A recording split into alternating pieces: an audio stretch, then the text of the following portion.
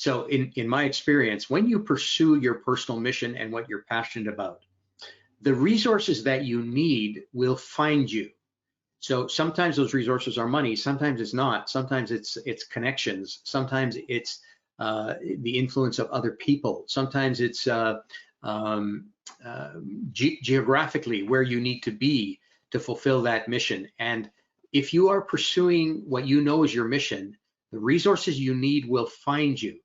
And there's a good reason for that. And that reason is that so few people relative to the entire population are actually doing that. And so when you're a person who lives your life on purpose, you will first of all be aware of the resources that are in your life to help you fulfill that purpose. And then resources that you need, you will find will get funneled to you, because finding a person who is living their life on purpose is more of a rare thing than a common thing.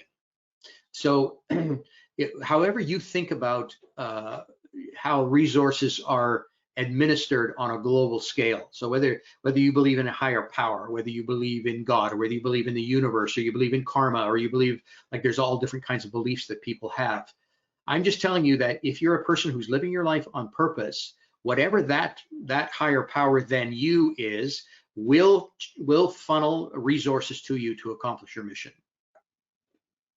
So I know people that have they were very used to high income, and they had a lifestyle that showed that they had a high income, but it didn't line up with their personal mission. And when they started living their personal mission, they found that what they needed to make themselves happy was not near as extravagant as what they were living before. In fact, the reason that they even started looking for their personal mission is because they were living the most extravagant way that they could imagine and picture, and they weren't happy.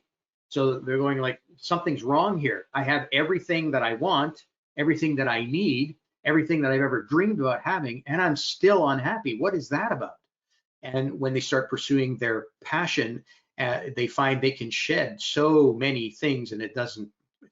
There was a point in my life where, absolutely everything that I could possibly want and need, I could get it. I could buy it. I could get it. I had the connections, the contacts to make it happen. And when my life kind of fell apart in my early 40s, I really went to ground. I was living in a tent, and I didn't have a car, and I had to go to work. And my kids were far away, and I was going through a divorce. Life was really not very pleasant. And I found out that I need hardly anything to survive. Hardly anything. And that was coming from a life of relative luxury, and now living in a tent. And I found out I was happier living in my tent and trying to struggle to find a way to work, to get to work every day, than I was when I was living in the lap of luxury. Many people discover that because your personal mission, your purpose, and your passion is about how you're giving to others, and it's not about enriching yourself.